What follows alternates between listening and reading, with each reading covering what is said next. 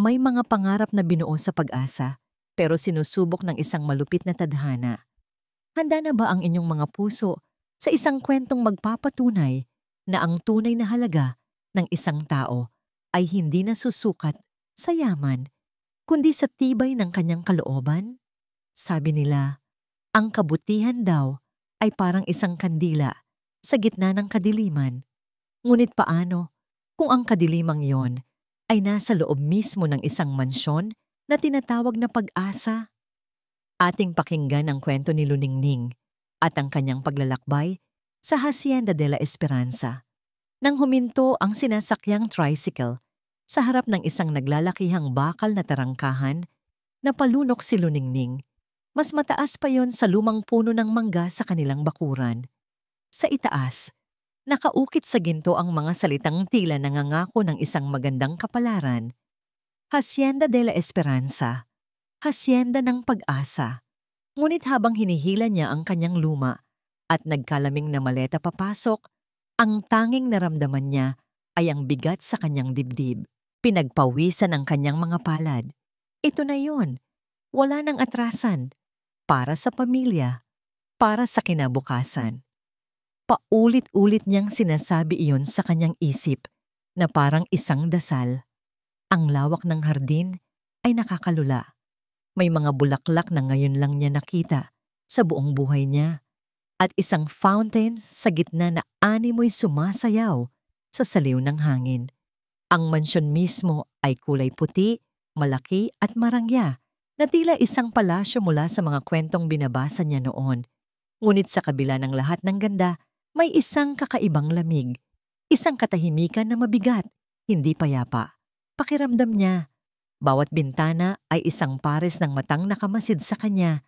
Sinusuri ang kanyang pagkatao mula sa suot niyang bestidang namumulaklak hanggang sa luma niyang tsinelas.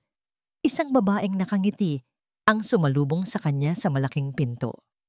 Maganda ito, nakasuot ng isang mamahaling damit at ang buhok ay perpekto ang pagkakaayos. Ikaw na ba si Luningning Reyes? Tanong nito. Ang boses ay kasing tamis ng pulot. Opo, ako nga po. Magalang niyang sagot, bahagyang yumukod. Ako si Ligaya Montenegro, pinsan ni Alon. Welcome sa Hacienda de la Esperanza. Sabi nito sabay abot ng kamay. Huwag kang mag-alala. Mukha lang nakakatakot ang lugar na ito, pero mababait naman ang mga tao rito. May kakaiba sa ngiti ni Ligaya. Isang nangiting hindi umabot sa kanyang mga mata. Nang hawakan nito ang kanyang braso para akayin siya papasok, bahagyang humigpit ang hawak nito. Sapat lang para maramdaman niya. Pasensya ka na sa magiging alaga mo, ha? Medyo masungit si Kuya Alon ngayon. Simula noong maaksidente siya, nagbago na siya. Pero alam kong makakaya mo siya. Mukha ka namang matiyaga. Patuloy ni Ligaya habang ipinapakita sa kanya ang kabuuan ng bahay. Ang loob ng mansyon ay mas nakakamangha pa kaysa sa labas. Naglalakihan ang mga painting sa dingding, kumikinang ang sahig na gawa sa mamahaling kahoy at may isang dambuhalang chandelier na nakabitin sa gitna ng sala. Para siyang langgam na naligaw sa palasyo ng mga higante. Dinala siya ni Ligaya sa kusina kung saan naroon ang iba pang kasambahay. Nang ipakilala siya, ngumiti ang mga ito. Ngunit tulad ni Ligaya, ang mga ngiti ay tila pilit at malamig. Nang tumalikod si Ligaya para sagutin ang isang tawag sa telepono, nagsimula ang mga bulungan. Taga-probinsya na naman pala. Dinig niyang sabi ng isang babaeng may makapal na kolorete sa mukha. Tingnan natin kung tatagal to ng 1 linggo. Ang huling caregiver, 2 araw lang. Tumakbo na. Kawawa naman. Akala siguro madali lang alagaan si Senyorito Alon. Sagot ng isa pa na may kasamang mahinang hagik-gik. Hindi niya alam, impyerno ang papasukin niya. Nagkunwari si Luningning na walang narinig. Yumuko siya at niyakap ang kanyang bag na para bang doon siya humuhugot ng lakas. Ang bawat salita ay parang maliliit na karayom na tumutusok sa kanyang puso. Naisip niya ang kanyang ina, ang kanyang mga kapatid. Hindi, Kailangan niyang maging matatag. Matapos ang maikling pagpapakilala, inihatid na siya ni Ligaya sa ikalawang palapag, sa isang mahabang pasilyo na bahagyang madilim kaysa sa ibang bahagi ng bahay. Huminto sila sa harap ng isang malaking pinto na gawa sa darkwood. Ito ang kwarto ni Kuya Alon, bulong ni Ligaya. Huwag kang magugulat sa makikita mo sa loob. Medyo magulo. Hayaan mo na lang muna siya. Ang mahalaga, narito ka para sa kanya. May kung anong babala sa tono ni Ligaya, ngunit ngumiti lang ito ulit at tinapik siya sa balikat bago umalis. Naiwan si Luningning na mag-isa sa harap ng pinto. Huminga siya ng malalim, inipon ang lahat ng lakas ng loob na natitira sa kanya at dahan-dahang kumatok. Walang sagot. Kumatok siyang muli. Senyorito Alon, ako po si Luningning, ang bago niyo pong caregiver. Katahimikan pa rin. Dahan-dahan niyang pinihit ang doorknob. Hindi ito nakalak. Itinulak niya ang pinto at sumilip sa loob. Ang bumungad sa kanya ay kadiliman. Nakasara ang makakapal na kurtina at ang tanging liwanag ay nagmumula sa siwang ng pinto. May amoy na kulob sa loob, pinaghalong alikabok at gamot. Sa gitna ng kalat, mga librong nakakalat sa sahig, mga platong pinagkainan sa isang tabi, may isang anino, isang lalaking nakaupo sa wheelchair, nakatalikod sa kanya at nakaharap sa bintanang natatakpan ng kurtina. Senyorito Alon, ulit niya. Nanginginig ang boses. Hindi ito gumalaw. Hindi rin ito nagsalita. Pumasok si Luningning. Isinara ang pinto sa kanyang likuran na nagdulot ng isang mahinang kalabog. Ang tunog na yon, ang tila gumising sa halimaw na natutulog. Sa isang iglap, isang bagay ang mabilis na lumipad mula sa direksyon ng lalaki. Nagulat si Luningning. Napaurong siya sa takot. Isang makapal na libro ang bumagsak sa pinto. Isang pulgada lang mula sa kanyang ulo at gumawa ng isang nakakabinging ingay. Napahawak siya sa kanyang dibdib. Ang puso niya ay tila aakyat sa kanyang lalamunan. Nanlalaki ang kanyang mga mata habang nakatingin sa lalaking nasa wheelchair na ngayon ay dahan-dahang humaharap sa kanya. Kahit sa dilim, nakita niya ang matatalim na mga matang puno ng galit. At nagsalita ito. Sa isang boses na magaspang, halos kalawangin sa tila matagal na hindi paggamit. Isa ka na namang pakialamera. Lumayas ka sa pamamahay ko. Nakatayo lang si Luningning sa kinatatayuan niya. Ang puso niya'y dumadagundong sa kanyang dibdib na parang tambol sa isang pista. Ang mga salitang binitiwan ni Alon ay humiwa sa hangin, matalim at puno ng lason. Sa isang iglap, gusto na niyang tumalikod, buksan ang pinto, at tumakbo palayo sa mansyon na yon at wag nang lumingon pa. Ngunit biglang nag-flash sa isip niya ang mukha ng kanyang ina, ang ngiti ng kanyang mga nakababatang kapatid, ang bayarin sa eskwela, ang mga gamot ni Itay. Hindi siya pwedeng sumuko. Hindi pa man din siya nagsisimula. Huminga siya ng malalim at sa kabila ng panginginig ng kanyang mga kamay, dahan-dahan siyang yumuko para pulutin ang librong ibinato ni Alon. Inilapag niya ito ng maingat sa isang maliit na mesa. Hindi siya umimik. Sa katahimikan, mas naging malinaw ang paghinga ni Alon na puno ng galit. Hindi ka ba nakakaintindi? Muling sabi ni Alon. Mas mababa ngunit mas may diin. Sinabi kong lumayas ka. Hindi po ako aalis, senyorito. Sagot ni Luningning. Ang boses ay mahina, pero buo. Nandito po ako para alagaan kayo. Isang mapaklang tawa ang narinig niya mula sa anino. Alagaan ako? O pagtsismisan ako? Hintayin na mahulog ang pera ng pamilya ko sa mga kamay mo? Pare-pareho lang kayo. Hindi na sumagot si Luningning. Alam niyang anumang sabihin niya ay magiging parang gasolinang ibubuhos sa apoy. Sa halip, sa liwanag na nagmumula sa siwang ng pinto, sinimulan niyang ayusin ang mga librong nakakalat sa sahig. Bawat galaw niya ay maingat, magalang, na para bang wala siyang narinig na masasakit na salita. Narinig niya ang pag-ikot ng gulong ng wheelchair. Huminto ito sa kanyang likuran. Naramdaman niya ang titig nito, mabigat at mapanuri. Ngunit hindi siya lumingon. Nagpatuloy lang siya sa pag-aayos. Nang matapos, dahan-dahan siyang tumayo. "Magandang gabi po, Senyorito Alon. Babalik na lang po ako bukas ng umaga," sabi niya bago tuluyang lumabas ng kwarto. Isinarang muli ang pinto sa isang mundo ng kadiliman. Ang mga sumunod na araw ay isang walang katapusang pagsubok sa kanyang pasensya. Tuwing umaga, magdadala siya ng almusal para kay Alon. At tuwing umaga, iba't ibang paraan ang gagawin nito para ipakita ang kanyang pagkasuklam. Isang umaga, itinulak nito ang tray na daladala niya. Ang mainit na sopas, kanin, at pritong isda ay kumalat sa kumikinang na sahig. Ang tunog ng nabasag na pinggan ay umalingaw-ngaw sa buong pasilyo.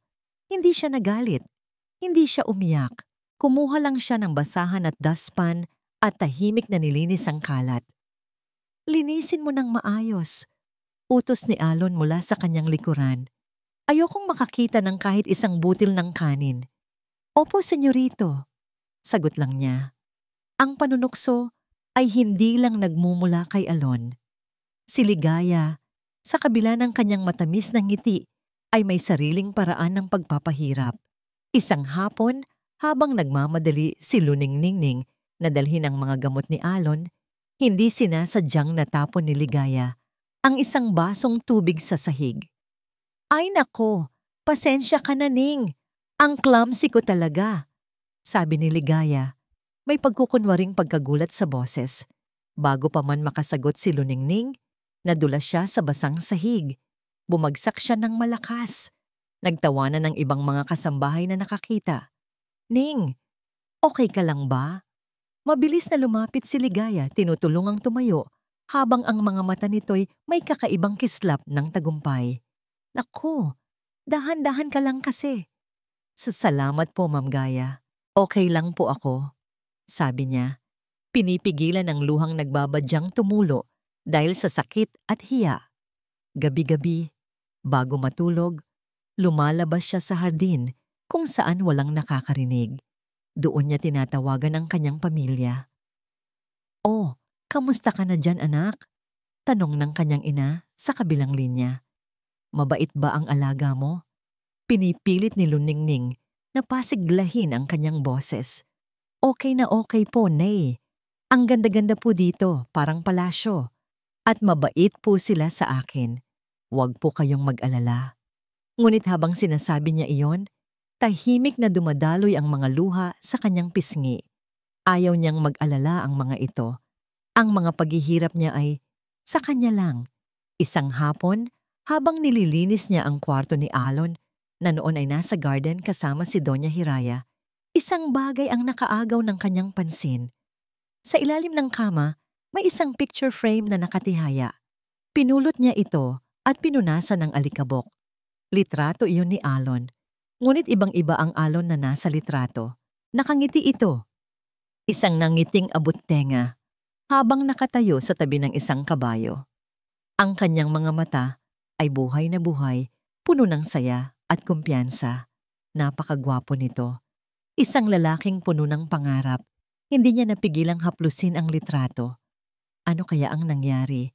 Ano ang nagbago sa masayahing lalaking ito para maging aninong puno ng galit na kilala niya ngayon? Isang matinding awa ang bumalot sa kanyang puso. Hindi galit, hindi takot, kundi awa. Hindi niya namalayan, mula sa bahagyang nakaawang na pinto, may isang pares ng matang tahimik na nagmamasid sa kanya.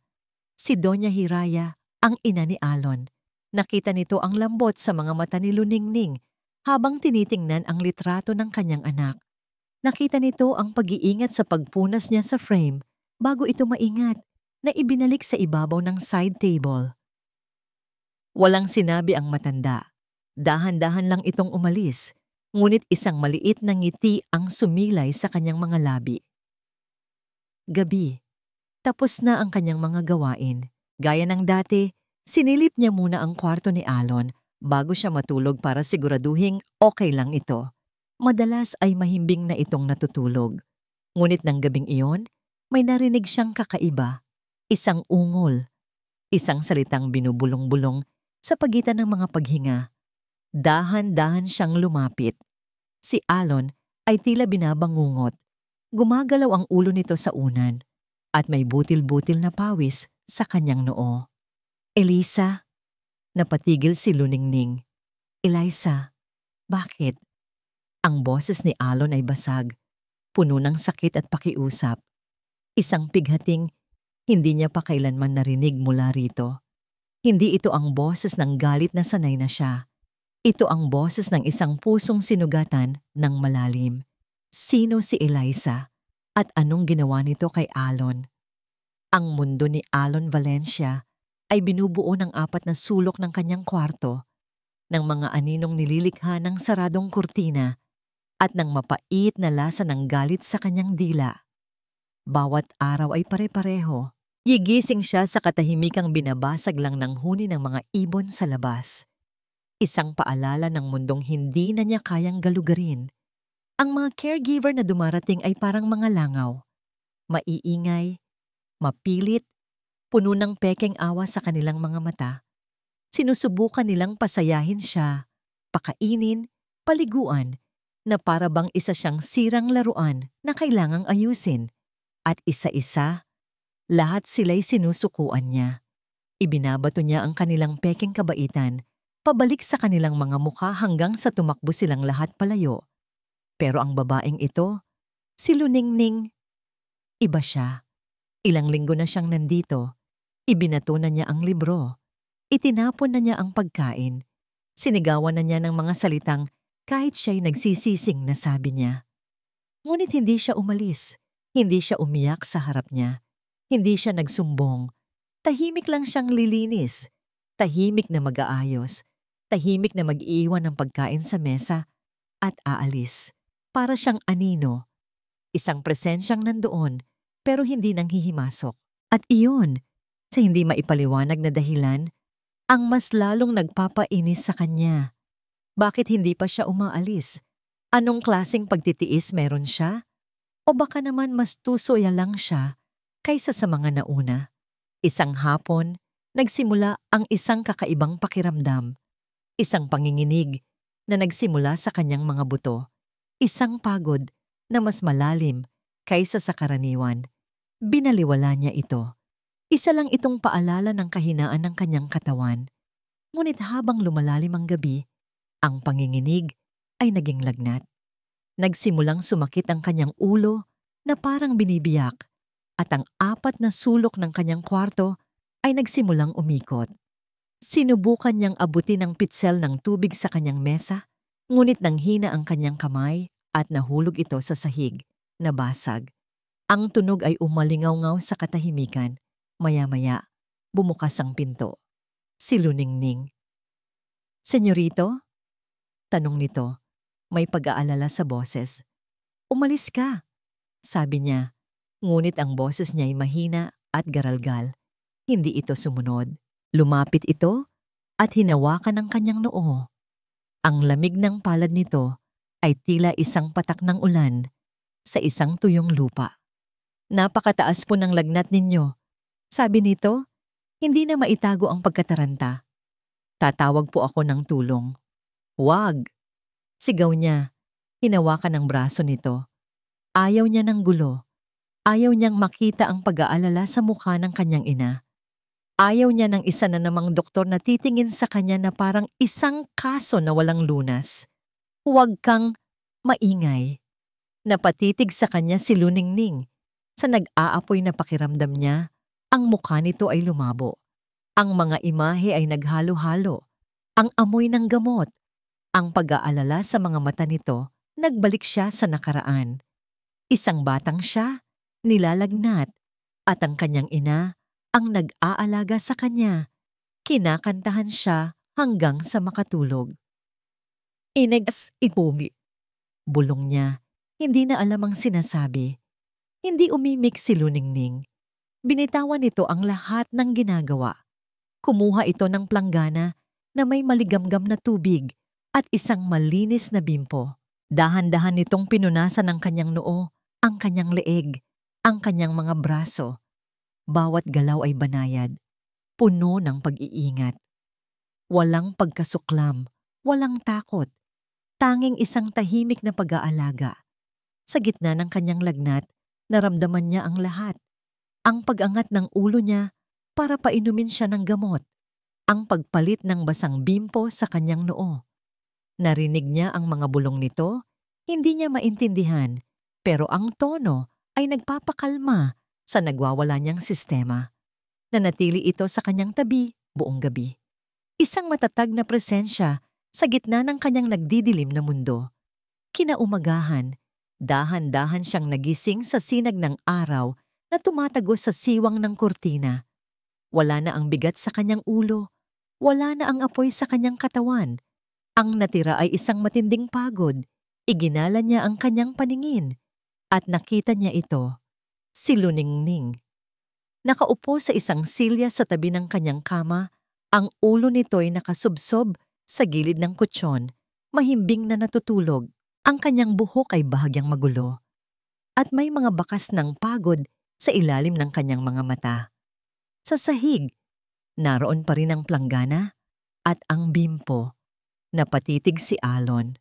Sa unang pagkakataon, mula nang mangyari ang aksidente, tiningnan niya ang isang tao hindi bilang kaaway o pabigat. Nakita niya ang isang babaeng isinakripisyo ang kanyang pagpapahinga para alagaan ang isang lalaking wala namang ginawa kundi saktan siya. Nakita niya ang pagod sa mukha nito. Pagod na siya mismo ang sanhi. Isang kung anong damdamin ang gumapang sa kanyang dibdib. Isang bagay na matagal na niyang hindi naramdaman, hiya. At pasasalamat, dahan-dahang gumalaw si Luningning. Nag-inat ito at dahan-dahang nagmulat ng mata. Nang makita siyang gising at nakatingin sa kanya, nagulat ito. Agad itong napatayo na para bang nahuli sa isang kasalanan. Senyorito, gising na po pala kayo. Kamusta na po ang pakiramdam ninyo? Tatawag na po ako. Pinutol niya ang sasabihin nito. Salamat. Isang salita lang, magaspang, halos hindi lumabas sa kanyang lalamunan na hindi sanay sa kabaitan. Napatigil si Luningning sa gitna ng kanyang pagkataranta. Nanlaki ang mga mata nito na parang hindi makapaniwala sa narinig. Ilang segundo silang nagkatitigan.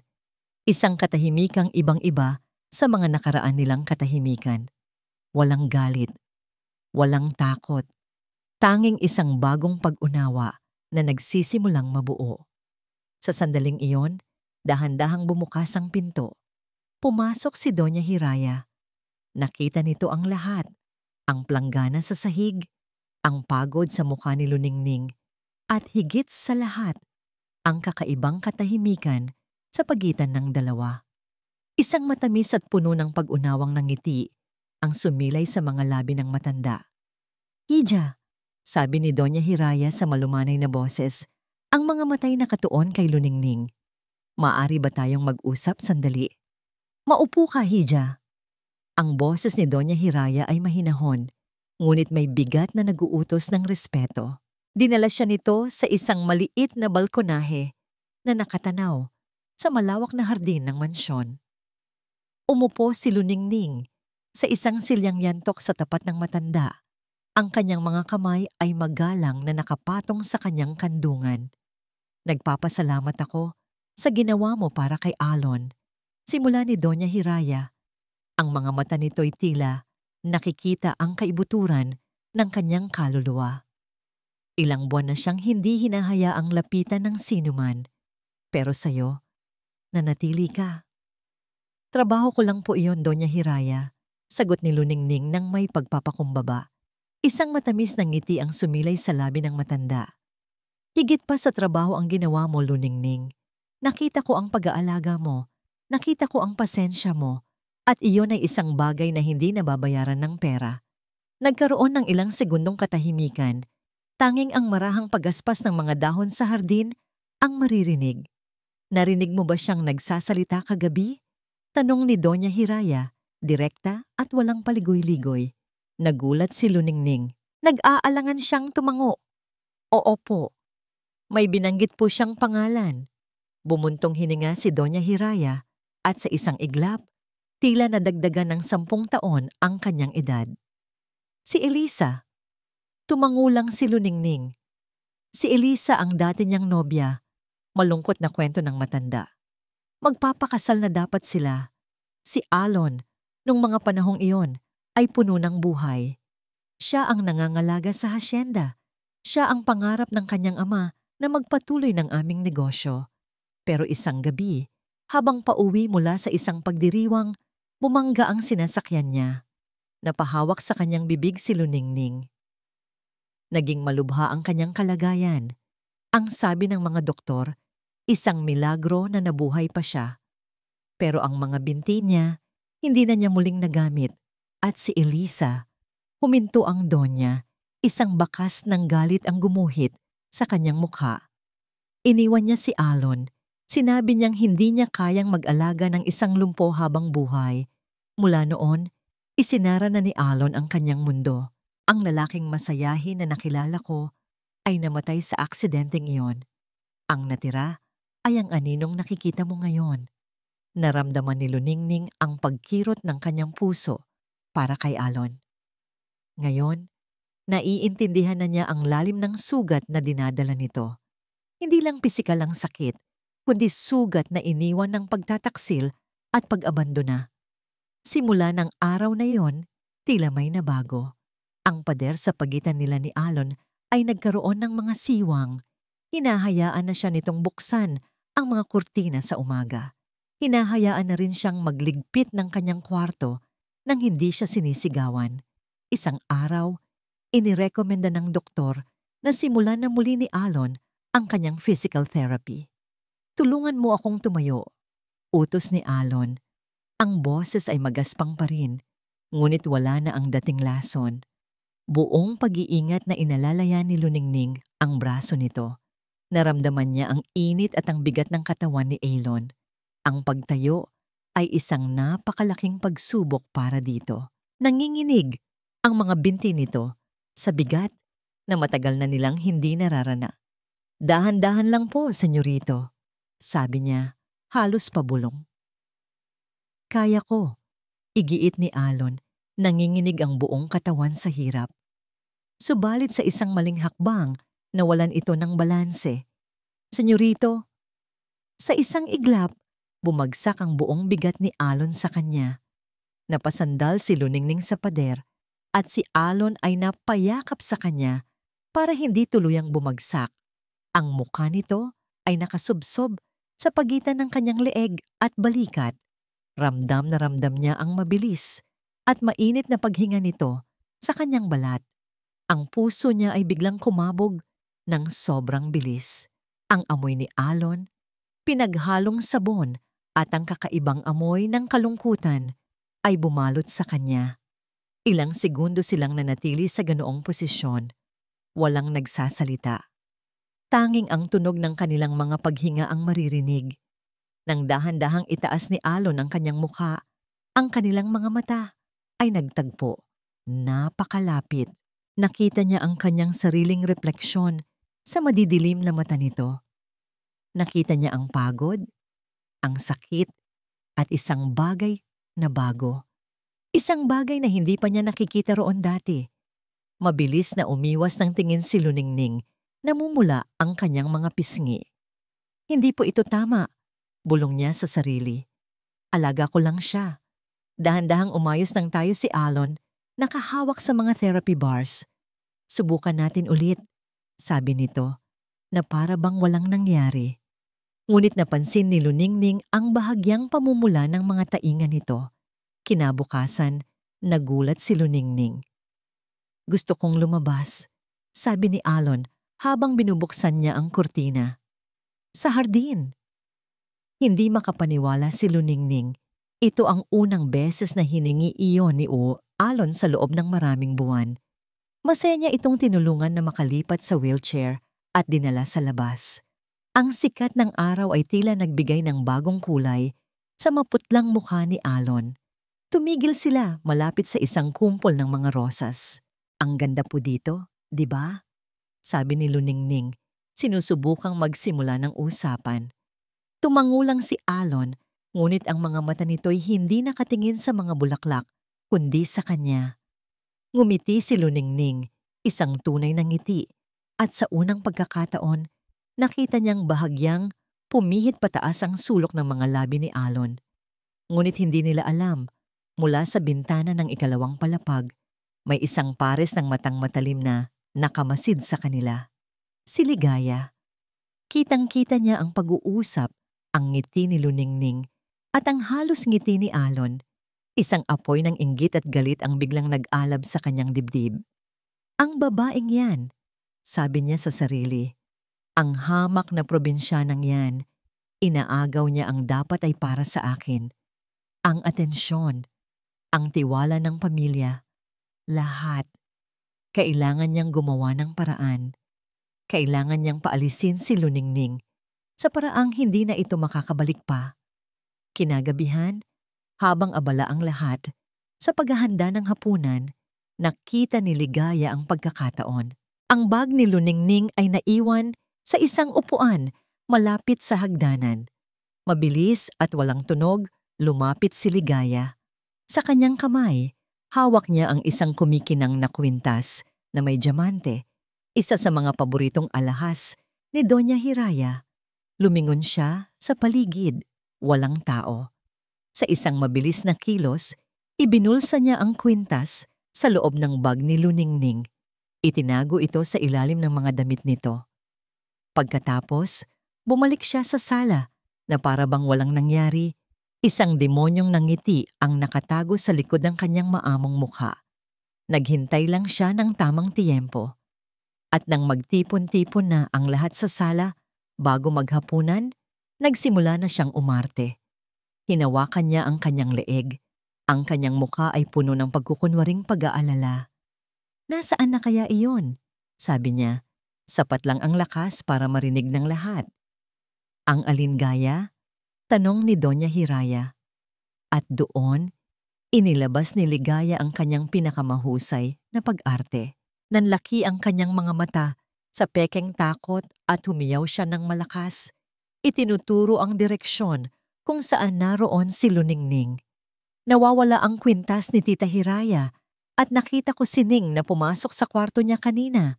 Nasa kalagitnaan si Alon ng pagbabasa ng libro sa sala nang marinig niya ang sigaw ni Ligaya. Ang tunog niyon ay parang kuko na kumaskas sa isang pisara, matinis, nakakairita, at puno ng drama. Sanay na siya sa mga ganitong eksena ng kanyang pinsan. Ngunit nang mabanggit nito ang pangalan ni Ning, agad niyang ibinaba ang libro at nakinig. Ang lahat ng atensyon ay napunta kay Luningning. Nakita ni Alon kung paano ito natigilan. Ang mukha ay nagpapakita ng purong pagkalito at takot. Ang ibang mga kasambahay ay nagsimulang magbulungan. Ang kanilang mga mata ay puno ng panunumbat at kasiyahan na para bang matagal na nilang hinihintay ang pagbagsak ng dalaga. Anong ibig mong sabihin, Ligaya? Tanong ni Doña Hiraya. Ang boses ay kalmado, ngunit may pahiwatig ng pag-aalala. Nakita ko po siya, tita. Giit ni Ligaya, lumapit kay Luningning na parang isang ahas. Nakita ko siyang pumasok sa kwarto ninyo kaninang hapon. At ngayon, nawawala ang kwintas ninyo, ang paborito ninyo. Hindi po totoo yan. Nanginginig na sabi ni Luningning. Ang mga luha ay nagsisimula nang mamuo sa gilid ng kanyang mga mata. Hindi po ako magnanakaw. Talaga ba? Sarkastikong sabi ni Ligaya. Lahat naman ng magnanakaw. Yan ang sinasabi. Itinaas nito ang boses para marinig ng lahat. Kapalan ninyo ang bag niya. Sigurado akong nandoon lang yan. Pinigilan ni Doña Hiraya si Ligaya gamit ang isang senyas ng kamay. Tumingin ito kay Luningning. Ang kanyang mga mata ay seryoso at mapanuri. Ninghija, pumasok ka ba sa aking kwarto kanina? Umiling si Luningning. Ang mga luha ay tuluyan ng bumagsak. Hindi po, Doña Hiraya. Maniwala po kayo sa akin. Pangako po. Mula sa kanyang kinauupuan, pinanood ni Alon ang buong pangyayari. Nakita niya ang pekeng pag-aalala sa mukha ni Ligaya at ang tunay na sakit sa mukha ni Ning. Ang babaeng buong gabing nag-alaga sa kanya noong nilalagnat siya. Ang babaeng hindi sumuko kahit anong sama ng trato niya. Ang babaeng yon, isang magnanakaw? Imposible. Ang instinct niya, isang bagay na matagal nang natutulog, ay biglang sumigaw na may mali. Kung wala kang itinatago, bakit hindi mo ipakita ang laman ng bag mo? Hamon ng isa sa mga kasambahay na matagal nang naiinggit kay Luningning. Niyakap ni Luningning ang kanyang luma at punit-punit na bag na para bang yon ang kanyang huling karangalan. Ngunit sa huli, wala siyang nagawa. Dahan-dahan, binuksan niya ito at isa-isang inilabas ang laman. Isang suklay, isang maliit na rosaryo, isang pitaka na may lamang ilang barya, at mga nakatuping damit. At pagkatapos, isang bagay ang kumislap. Isang bagay na pamilyar sa lahat. Ang gintong kwintas ni Doña Hiraya na may makinang na diamante ay nahulog mula sa isa sa mga damit. Isang kolektibong gasp ang narinig sa buong silid. Si Ligaya ay ngumiti ng may tagumpay. Si Luningning ay napatingin sa kwintas na para bang isa itong makamandag na ahas. Ang kulay ay nawala sa kanyang mukha. Hindi sa akin yan. Hindi ko alam. Bulong niya, umiiling-iling na parang wala sa sarili. Kitam! Sigaw ni Ligaya. Sinabi ko na sa inyo, magnanakaw siya. Isang ahas na pinapasok natin sa ating pamamahay. Dapat dyan ipapulis. Tahimik lang si Doña Hiraya. Ang mukha ay hindi mabasa. Ang ibang mga kasambahay ay galit na nakatingin kay Luningning. Wala siyang kakampi. Mag-isa siya sa gitna ng mga lobong handa siyang lapain. At sa sandaling iyon, isang boses ang bumasag sa tensyon.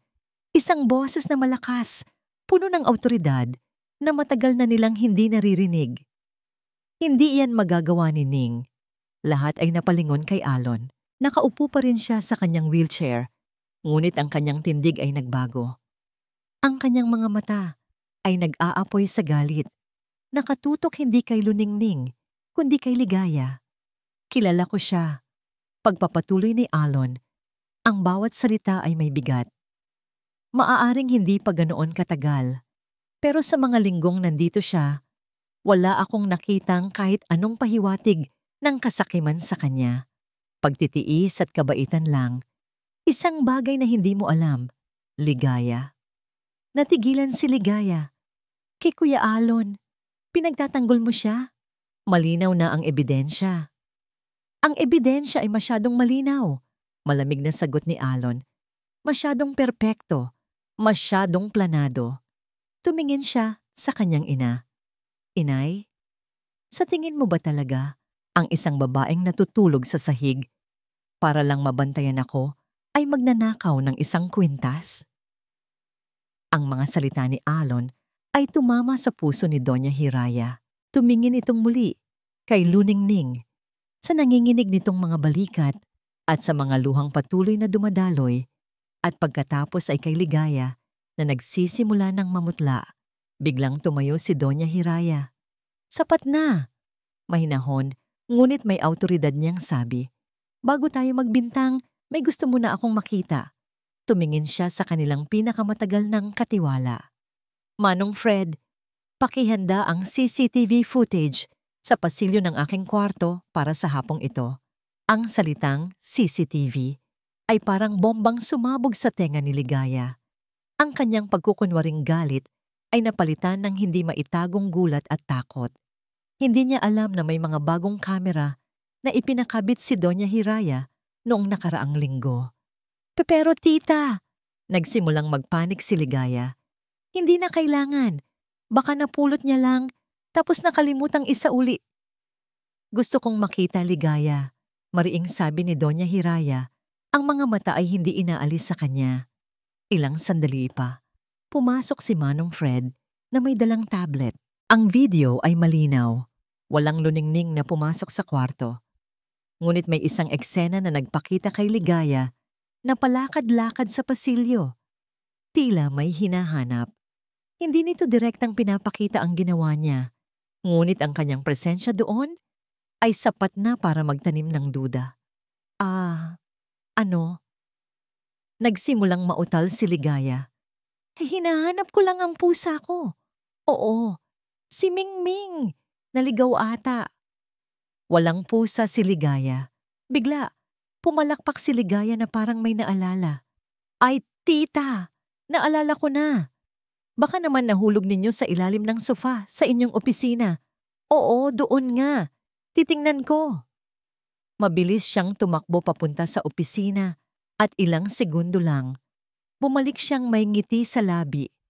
Hawak ang isa pang kwintas, isang kaparehong-kapareho ng kwintas na nahulog mula sa bag ni Ning. Eto na tita, nahulog niyo lang pala. Naku, pasensya na Ning. Akala ko talaga.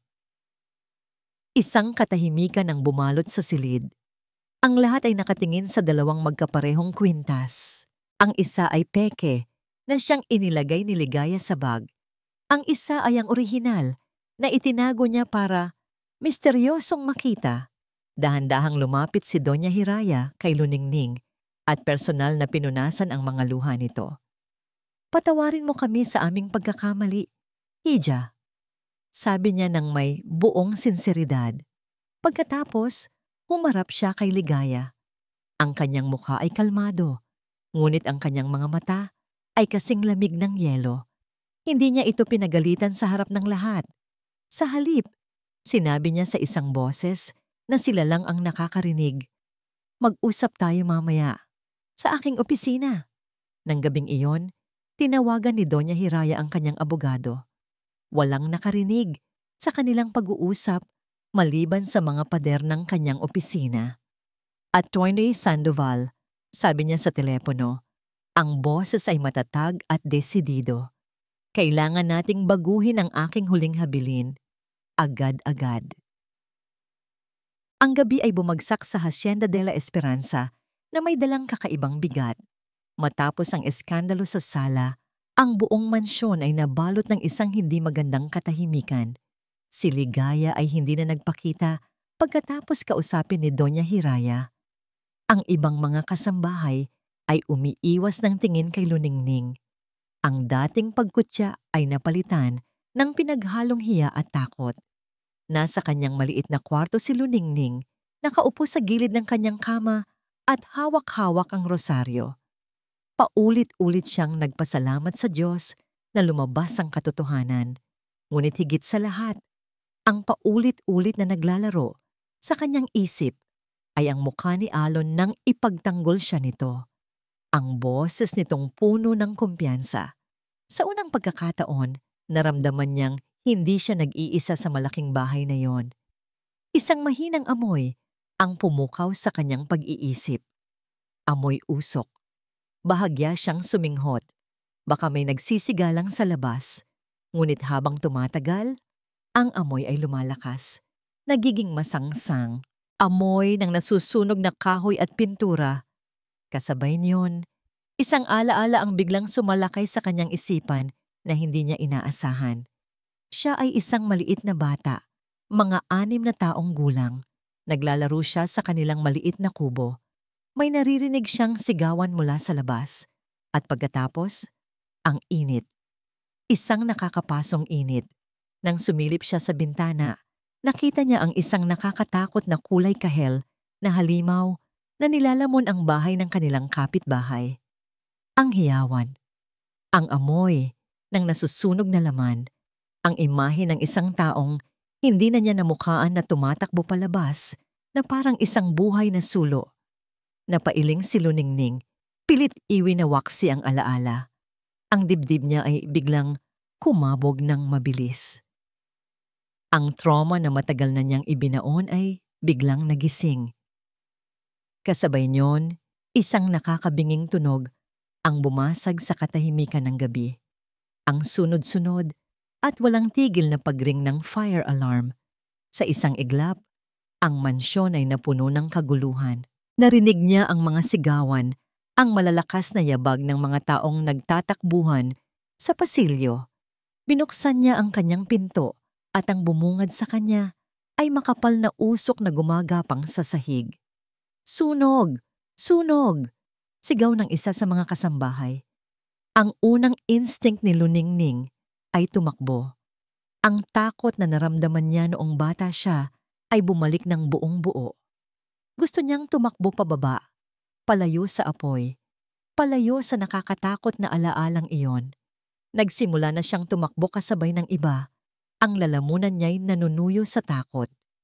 Ngunit habang nasa hagdanan na siya, isang pangalan ang pumigil sa kanyang mga paa. Isang mukha ang lumitaw sa kanyang isipan, si Senyorito Alon. Ang kwarto nito ay nasa dulo ng West Wing, ang direksyon kung saan nanggagaling ang pinakamakapal na usok. Hindi siya makakalakad. Ang wheelchair niya, paano kung hindi siya makalabas? Natigilan siya. Sa kanyang harapan ay ang daan palabas, patungo sa kaligtasan. Sa kanyang likuran ay ang pasilyong nilalamon na ng itim na usok, patungo sa isang taong nangangailangan ng tulong. Ang sigawan ng mga tao sa labas ay humihina, na parang isang malayong panaginip.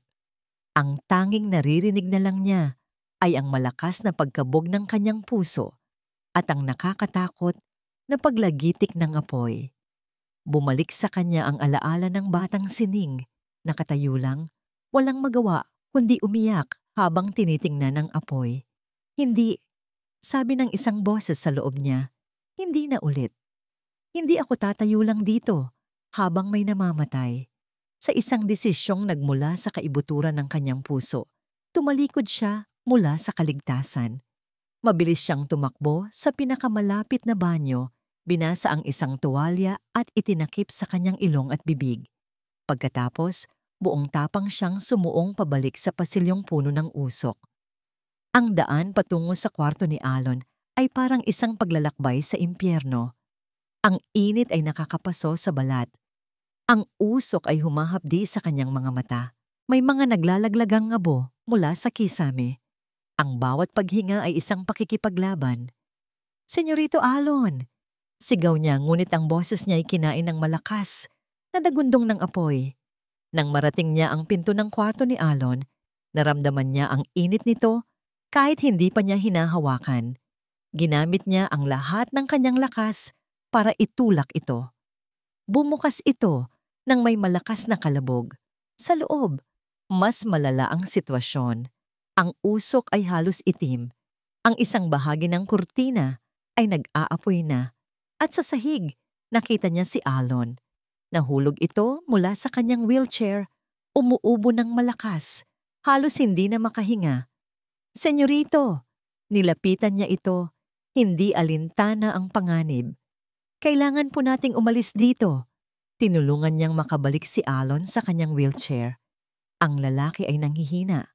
Ang muka ay natatakpan na ng uling.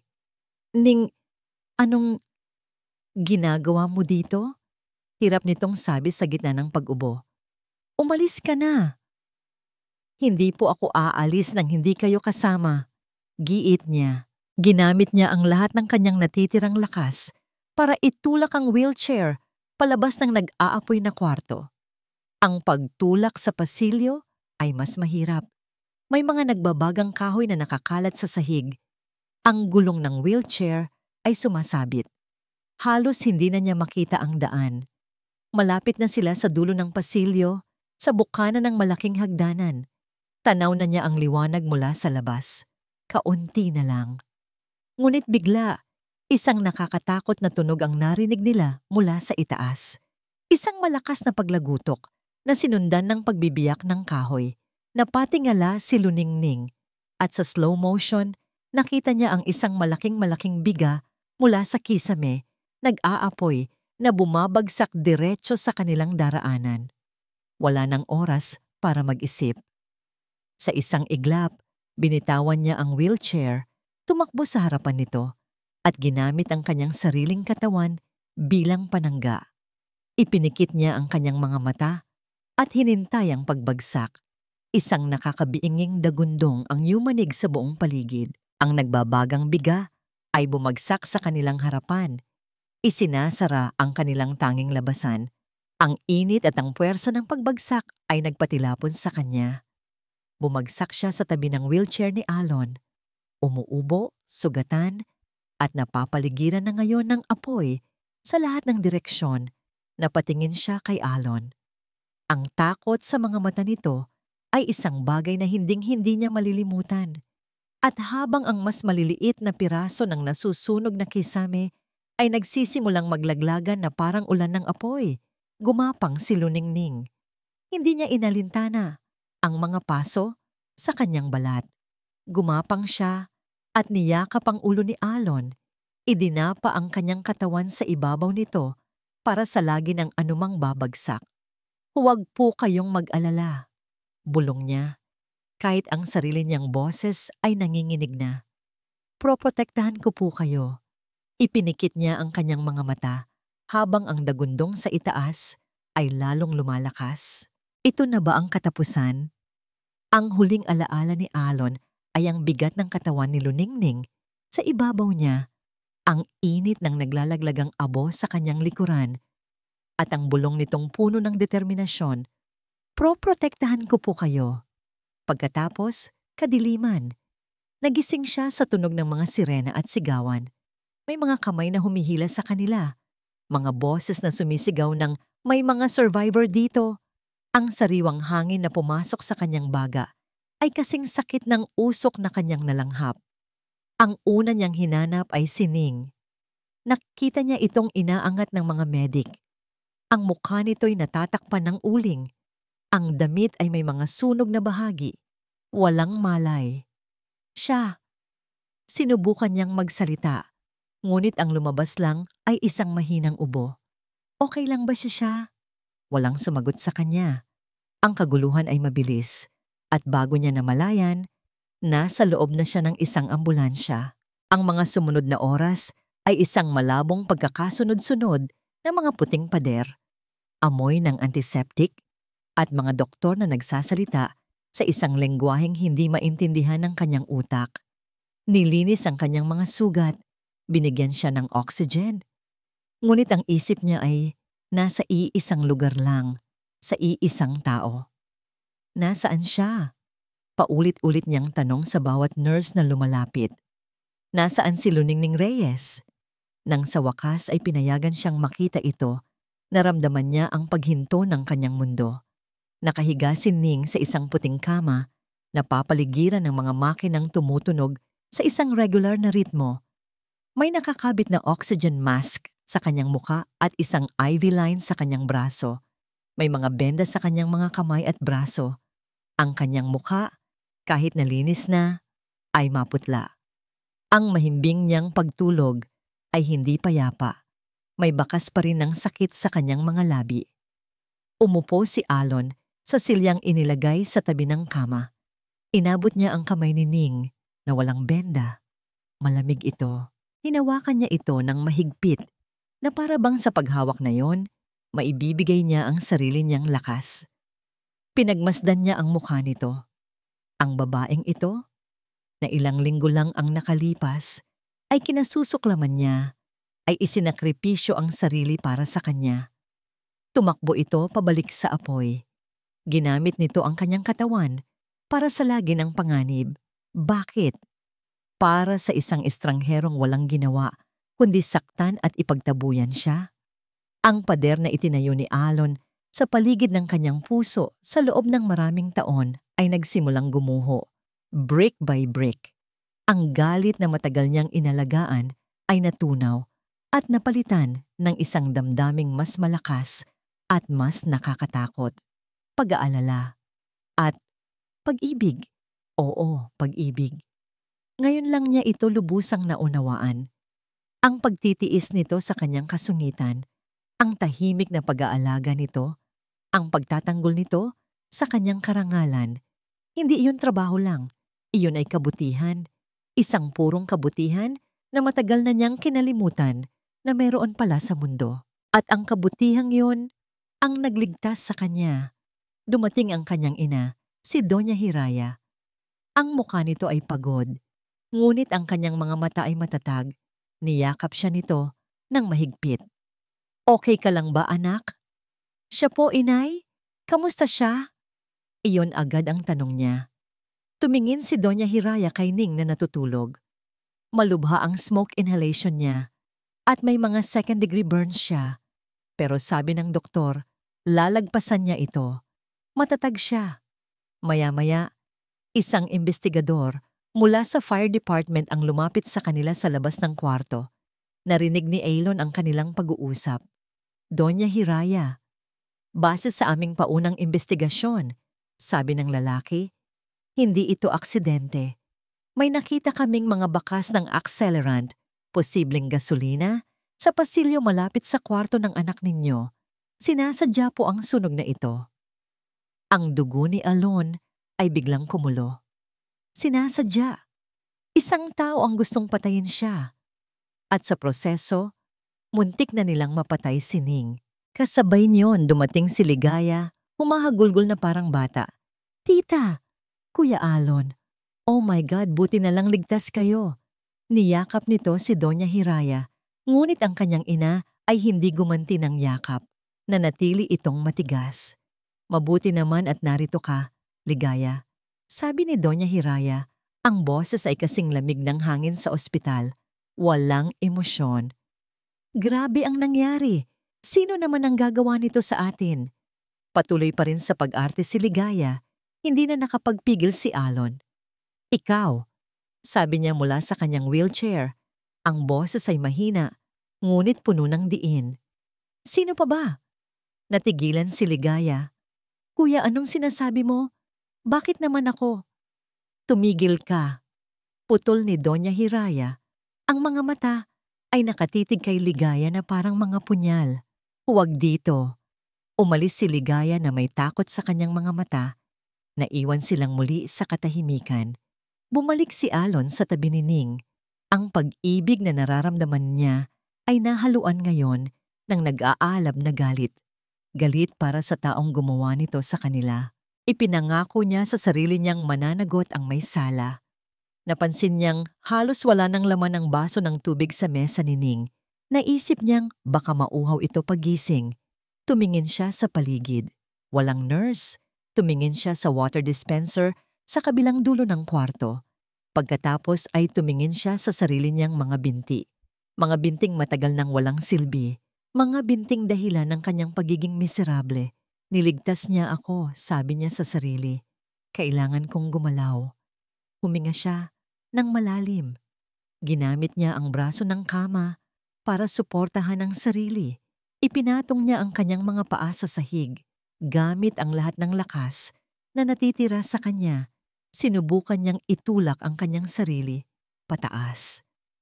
Isang matinding sakit ang gumuhit sa kanyang mga binti na parang libu-libong karayom ang sabay-sabay na tumusok sa mga ito. Ang kanyang mga kalamnan na matagal nang hindi nagamit ay nanginig sa protesta. Nanghina ang kanyang mga tuhod, ngunit hindi siya sumuko. Pinilit niya. Nagngangalit ang kanyang mga ngipin sa hirap. Pawis ang namuo sa kanyang noo. Sa wakas, nagawa niya. Nakatayo siya. Nanginginig, hindi balanse. Nakahawak pa rin sa kama para sa suporta, ngunit nakatayo. Ito ang unang beses sa loob ng 2 taon. Isang hakbang, pagkatapos isa pa. Ang bawat galaw ay isang torture. Ngunit habang naglalakad siya patungo sa dispenser, hindi ang sakit ang nasa isip niya, kundi ang mukha ni Luningning. Nang makabalik siya sa kama, dala ang isang basong tubig, halos maubos na ang kanyang lakas. Maingat niyang inilapag ang baso at muling bumagsak sa kanyang wheelchair. Humihingal na parang galing sa isang marathon. Ngunit sa kabila ng pagod, isang pakiramdam ng tagumpay ang dumaloy sa kanyang mga ugat. Isang bagay na matagal na niyang hindi naramdaman. Pag-asa. Muli niyang hinawakan ang kamay ni Luningning. Mas mainit na ito ngayon. Idinikit niya ito sa kanyang pisngi. Ipinikit ang kanyang mga mata. Gumising ka na, Ning! Bulong niya. Ang boses ay basag sa emosyon. Parang awa mo na. Gumising ka na. Hinalikan niya ang likod ng palad nito at isang mainit na luha ang pumatak mula sa kanyang mga mata. Ang unang luhang hindi nagmula sa galit o awa sa sarili, kundi sa purong pag-aalala at takot na mawala ang isang taong mahalaga. Kailangan kita. Halos hindi na marinig na sabi niya. Hindi mo ako pwedeng iwan. Hindi pa ako nakakapagpasalamat. Hindi ko pa nasasabi sa'yo na. Hindi niya natapos ang kanyang sasabihin. Naramdaman niya ang isang bahagyang paggalaw. Isang mahinang pagpisil sa kanyang kamay. Agad siyang napamulat. Napatingin siya sa kamay nilang magkahawak. Gumalaw nga. Gumalaw ang mga daliri ni Ning. Itinuon niya ang kanyang paningin sa mukha nito. Dahan-dahang kumunot ang noo nito sa ilalim ng oxygen mask. At pagkatapos, sa ilalim ng mahahabang pilik mata, ang kanyang mga talukap ay nagsimulang gumalaw. Dahan-dahan itong nagmulat. Ang kanyang mga mata ay bahagyang malabo pa. Naghahanap ng focus sa maliwanag na silid. Nagtagal ng ilang segundo bago tuluyang luminaw ang kanyang paningin. At ang unang bagay na nakita ni Luningning ay ang mukha ni Alon. Ang mukha nitong puno ng nag-aalalang mga mata at basang-basa ng mga luha. Makalipas ang isang linggo, pinayagan na si Luningning na lumabas ng ospital. Ang kanyang mga paso ay naghihilom na at ang anino ng usok ay unti-unti nang nawawala sa kanyang mga baga. Sa pagbabalik niya sa hasyenda, isang ibang-ibang tanawin ang sumalubong sa kanya. Ang kanlurang bahagi ng mansyon kung nasaan ang kwarto ni Alon ay itim at sunog. Isang malaking peklat na magpapaalala sa lahat ng nangyaring trahedya. Ngunit ang mas napansin niya ay ang pagbabago sa pakikitungo ng mga tao. Ang dating mga matang mapanghusga ng mga kasambahay ay napalitan ng paggalang at hiya. Binabati siya ng lahat, tinatanong kung kamusta na siya. Para siyang isang sundalong bumalik mula sa digmaan.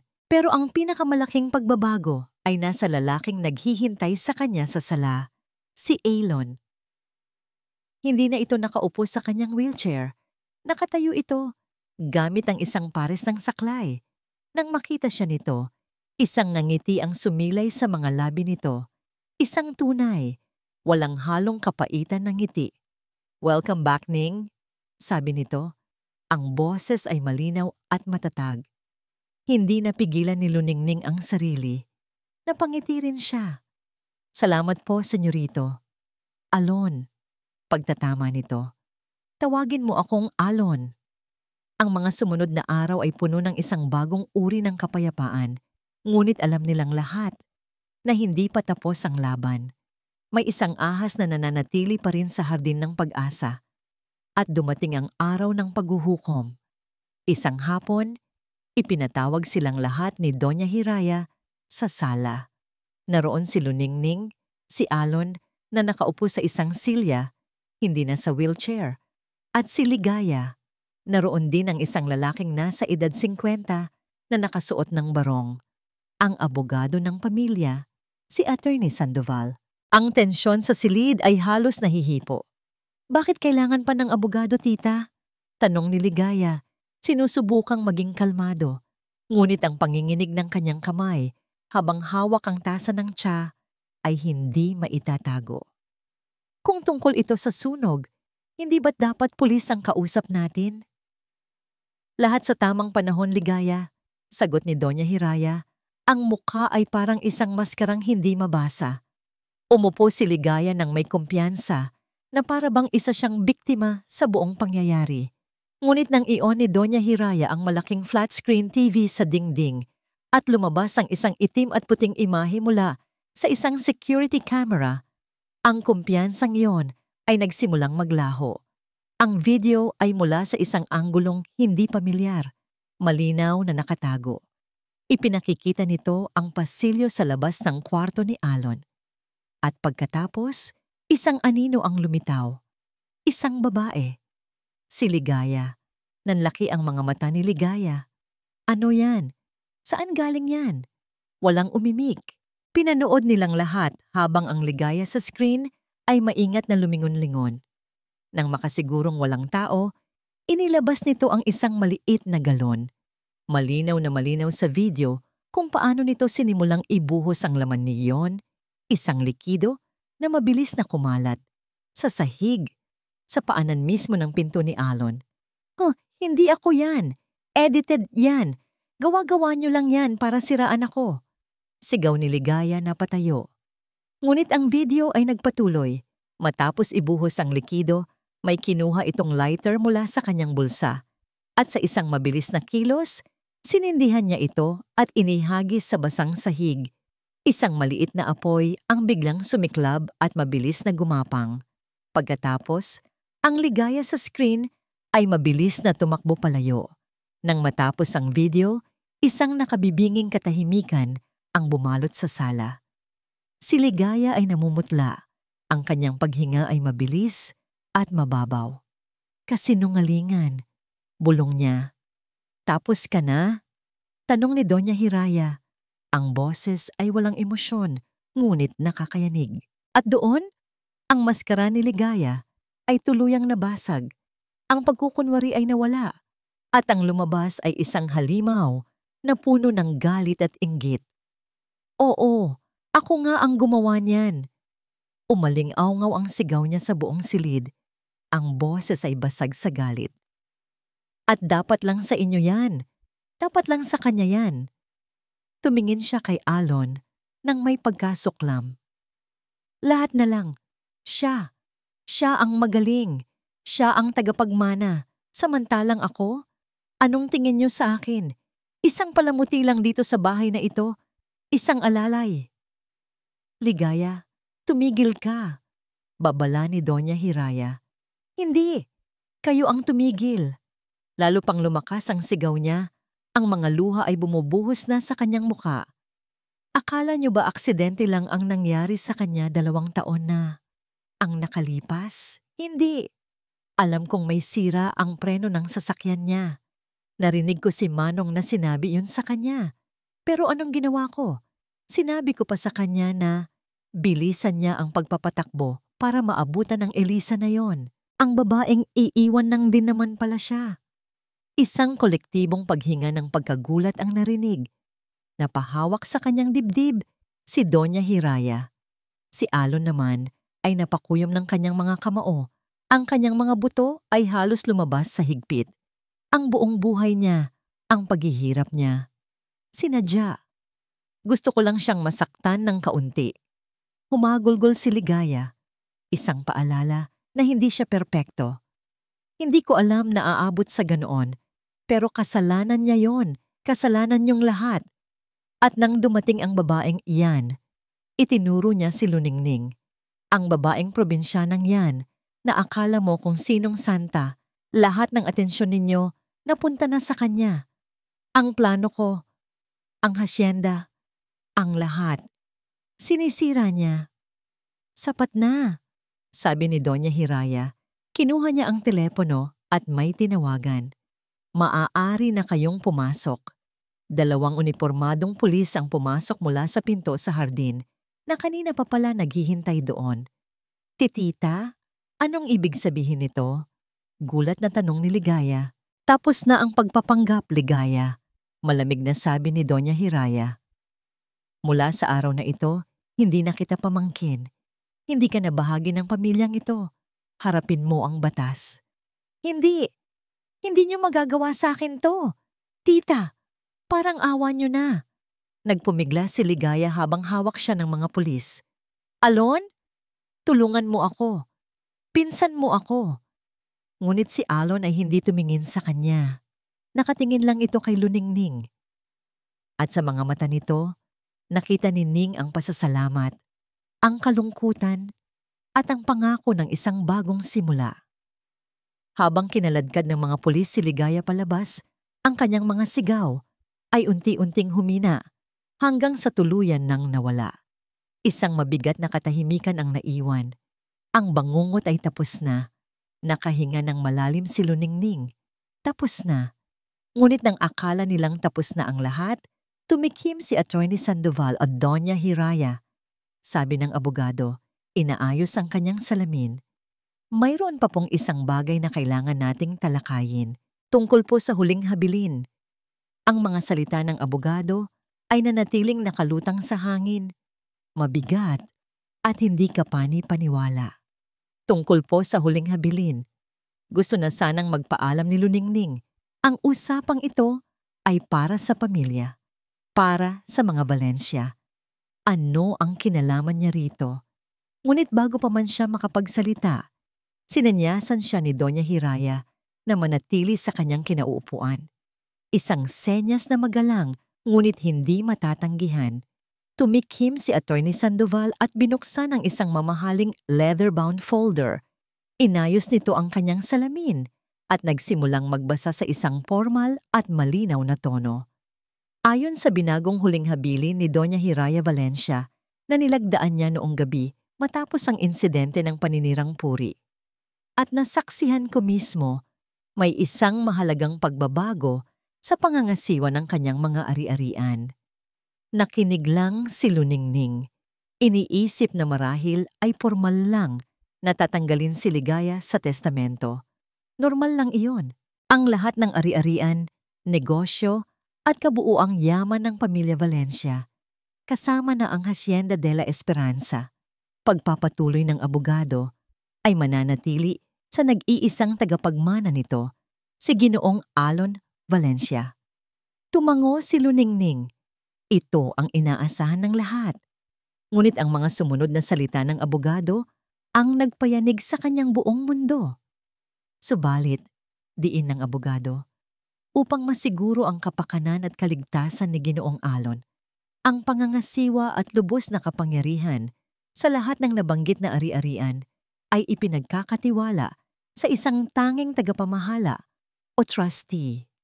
At ang taong itinalaga para sa posisyong ito ay si Binibining Luningning Reyes, isang nakabibinging katahimikan.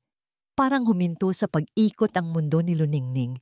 Narinig ba niya ng tama? Siya? Ang pangalan niya? Nahulog ang panyong hawak niya sa sahig.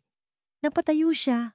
Ang kanyang mga mata ay nanlalaki sa pagkalito at gulat. Nakatuon kay Doña Hiraya. "O hindi po, nagkakamali po yata kayo." Halos pabulong niyang sabi. Ang boses ay nanginginig. "Attorney, baka po ibang pangalan." Malinaw ang nakasulat, Binibining Luningning. "Ang pangalan mo." Sagot ng abogado. Kalmado ngunit may katiyakan. "Hindi po pwede." Halos mapasigaw na, sabi ni Luningning. Ang mga luha ay nagbabadyang tumulo dahil sa matinding pagkabigla. Tumingin siya kay Doña Hiraya. "Doña Hiraya, hindi ko po matatanggap yan. Isa lang po akong caregiver. Hindi po ako karapat-dapat. Ang pera, ang hacienda, hindi po para sa akin yan. Ang buong ideya ay nakakabaliw.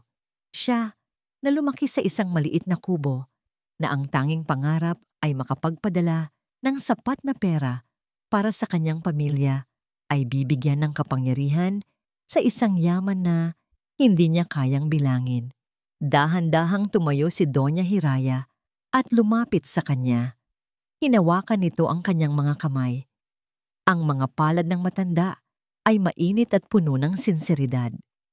"Hija, pakinggan mo ako," mahinahong sabi nito. "Hindi ito premyo. Hindi ito bayad sa ginawa mo. Ito ay pagtitiwala."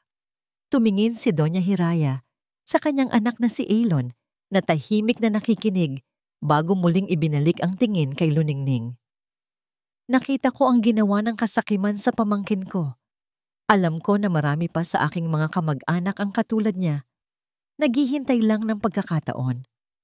Ang kailangan ni Alon ay hindi isang taong magaling sa negosyo. Ang kailangan niya ay isang taong may puso. Isang taong hindi masisilaw sa pera. Isang taong napatunayan ng kaya niyang mamatay para iligtas siya." Ang mga luha ay tuluyan nang bumagsak sa mga pisngi ni Luningning. "Doña Hiraya, hindi pera ang ipinagkakatiwala ko sa iyo, kundi ang buhay ng anak ko," sabi ng matanda. Ang boses ay nababasag na rin sa emosyon. "Ikaw lang ang pinagkakatiwalaan kong magpoprotekta sa kanya mula sa mga buwitre.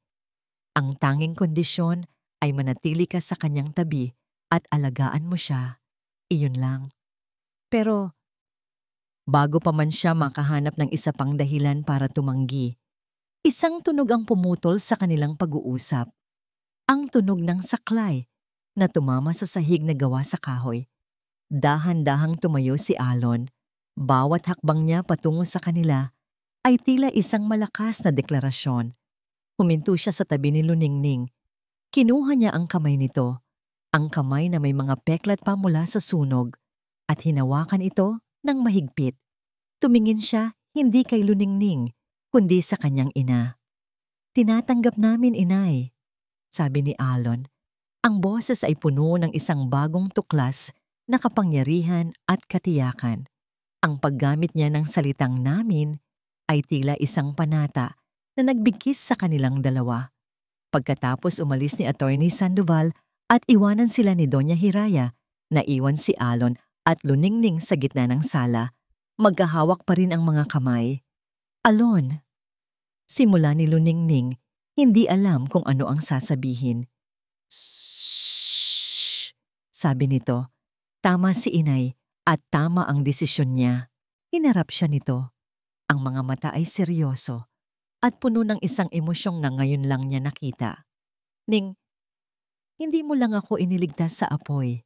Iniligtas mo ako sa sarili ko. Tinuruan mo akong umasa ulit. Tinuruan mo akong magtiwala ulit. Alon, ginawa ko lang ang nararapat." "Hindi.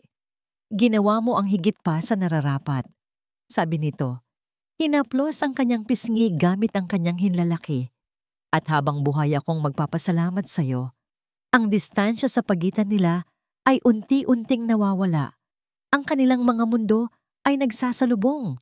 Ang puso ni Luningning ay kumakabog na parang isang ibong gustong makawala. Ito na ba yon? Ang simula ng isang bagay na pinapangarap lang niya? Ngunit sa gitna ng perpektong sandaling iyon, isang matinis na tunog ang biglang bumasag sa katahimikan. Ang ringtone ng kanyang lumang cellphone. Nag-aalangan, binitawan niya ang kamay ni Alon at kinuha ang telepono mula sa kanyang bulsa. Nag-flash ang pangalan sa screen. "Nay."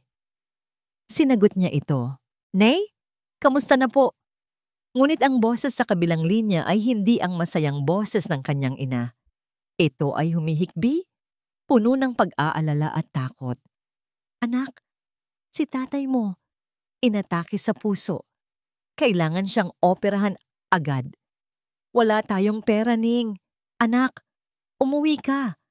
Kailangan ka namin." Ang lahat ng kulay ay nawala sa mukha ni Luningning. Ang bagong pag-asa at kaligayahan ay biglang tinakpan ng isang madilim na ulap ng katotohanan. Ibinaling niya ang kanyang mga mata na puno ngayon ng bagong luha kay Alon. "May problema sa amin," bulong niya. "Kailangan kong umuwi, agad-agad." Ang tawag mula sa kanyang ina ay parang isang baldeng malamig na tubig na ibinuhos sa nag-aalab niyang damdamin. Ang lahat ng kaba at kilig na naramdaman niya kasama si Alon ay biglang napalitan ng pamilyar na bigat ng responsibilidad. Ang pamilya niya, ang ugat na pinagmulan niya. Sila ang dahilan kung bakit siya napunta sa hasyenda at sila pa rin ang dahilan kung bakit kailangan niyang umalis. Nag-umpisa siyang mag-empake ng tuliro. Ang kanyang mga lumang damit at iilang gamit ay mabilis niyang inilagay sa kanyang bag. Ang isip niya'y lumilipad. Magkano ang kailangan sa operasyon? Saan sila kukuha ng pera?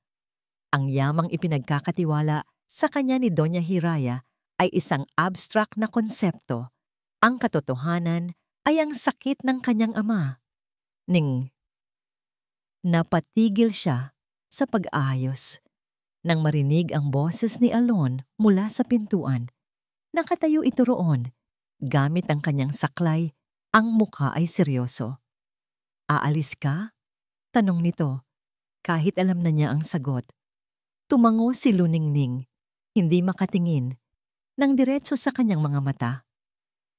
"Kailangan po, kailangan ako ng pamilya ko." Ang paggamit niya ng po ay bumalik. Isang pader na automatiko niyang itinayo sa pagitan nila. "At iiwan mo ako?" Ang tanong na yon ay simple, ngunit tumagos ito sa puso ni Luningning. "Hindi sa ganoon, Alon. Pero ito ang pamilya ko. Hindi ko sila pwedeng talikuran. Sino niyang nagsabing tatalikuran mo sila? Nang makita ni Alon ang gulat at sakit sa mukha ni Ning pagkatapos ng tawag, isang bagay ang naging malinaw sa kanya. Ang pagsubok na ito ay hindi lang para sa kanya. Ito ay para sa kanila. 2 taon siyang naging pabigat. Isang aninong nakakulong sa sarili niyang galit.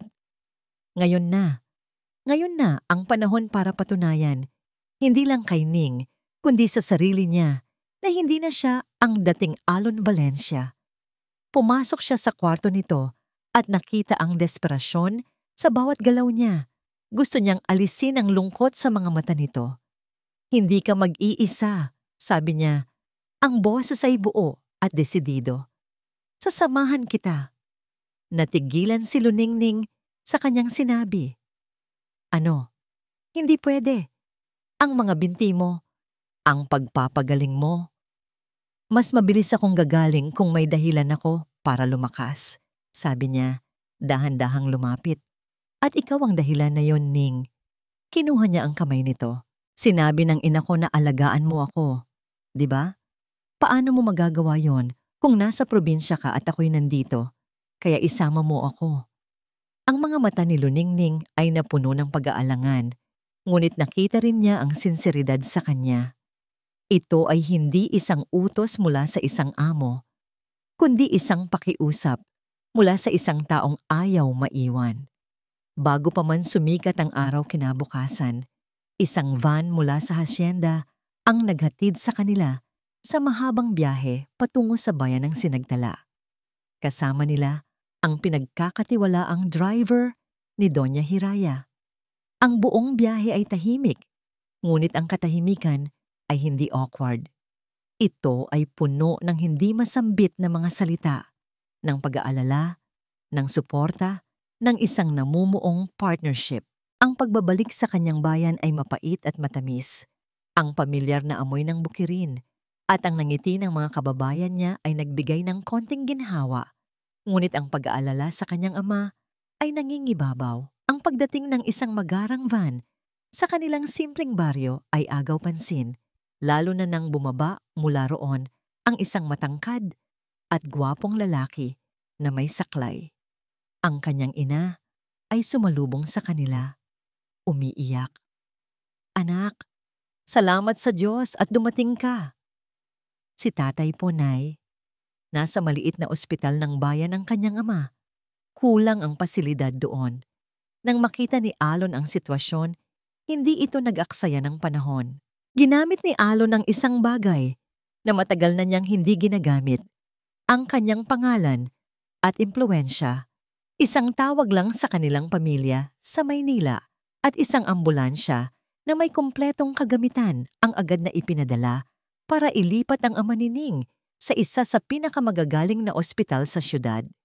Isa pang tawag at ang pinakamahusay na heart surgeon sa bansa ay nag-clear ng kanyang schedule. Nakita niya ang pagkamangha at pasasalamat sa mga mata ng pamilya ni Ning. Ngunit hindi niya ito ginawa para magpasikat. Ginawa niya ito dahil ang pamilya ni Ning ay pamilya na rin niya. Habang hinihintay nila ang resulta ng operasyon, nanatili si Alon sa tabi ni Ning. Umupo sila sa isang simpleng upuang kahoy sa labas ng bahay nila, sa ilalim ng isang puno ng mangga. Salamat, Alon, sabi ni Ning. Ang boses ay taos puso. Hindi ko alam kung paano kita mapapasalamatan. Huwag mo akong pasalamatan. Sagot niya, ang gawin mo ay huwag mo na akong tawagin po. Ngumiti siya, at sagutin mo ang isang tanong ko. Tumingin ito sa kanya. Payag ka bang maging partner ko? Tanong niya. Hindi lang sa pangangasiwa ng hasyenda, kundi sa buhay. Ang mga luha ni Luningning ay muling pumatak. Ngunit sa pagkakataong ito, ang mga ito ay luha ng kaligayahan. Tumango siya. Oo, Alon, oo. Ilang buwan makalipas. Ang araw ay ginintuan habang papalubog ito sa malawak na lupain ng Hacienda de la Esperanza. Si Luningning at Alon ay magkatabing nakatayo sa hardin, sa mismong lugar kung saan sila unang nag-usap sa ilalim ng sikat ng araw. Ang ama ni Ning ay matagumpay na naoperahan at ngayon ay malakas na. Tinutulungan na ng pondo mula sa hasyenda ang kanilang maliit na sakahan sa probinsya. Si Alon ay hindi na gumagamit ng saklay. May kaunting pilay pa sa kanyang paglakad, isang permanenteng paalala ng kanyang nakaraan, ngunit ito'y isang peklat na dala niya ng may dignidad, hindi na may kapaitan. Hinawakan niya ang kamay ni Luningning. "Handa ka na ba, boss?" Biro ni Alon. Natawa si Luningning. "Handa na, basta't kasama kita." Ang mga kasambahay na dati kinaiinisan siya ay nakangiting nagmamasid mula sa malayo. Ang Hacienda de la Esperanza, na dating isang mansyon ng anino at pag-asa, ay tahanan na ngayon ng tunay na pag-ibig at bagong simula. Magkahawak kamay, pinanood nila ang paglubog ng araw. Alam na ang bawat bagong bukas ay isang pangako. Isang pangakong pinanday sa apoy, isinulat sa katapatan, at tinatakan ng isang pag-ibig na nagpapatunay na ang tunay na pamana ay hindi nasusukat sa yaman, kundi sa tibay at kabutihan ng puso. At dito po nagtatapos ang kwento ni Luningning at Alon. Isang kwentong nagturo sa atin na ang tunay na liwanag ay matatagpuan sa pinakamatinding kadiliman at ang pinakadakilang yaman ay ang pusong marunong magmahal at magtiwala ng walang hinihintay na kapalit. Sana po ay napulutan ninyo ng aral at inspirasyon ang kanilang paglalakbay. Maraming salamat po sa inyong walang sawang pagsubaybay at pakikinig. Kung meron po kayong saloobin o komento tungkol sa ating kwento, huwag po kayong mag-atubiling i-type iyan sa comment section sa ibaba. Nais din po naming malaman kung anong uri ng mga kwento pa ang nais ninyong marinig mula sa aming channel. Hindi dito nagtatapos ang ating paglalakbay. Marami pa pong kwentong kasing ganda at mas puno ng aral dito sa aming channel.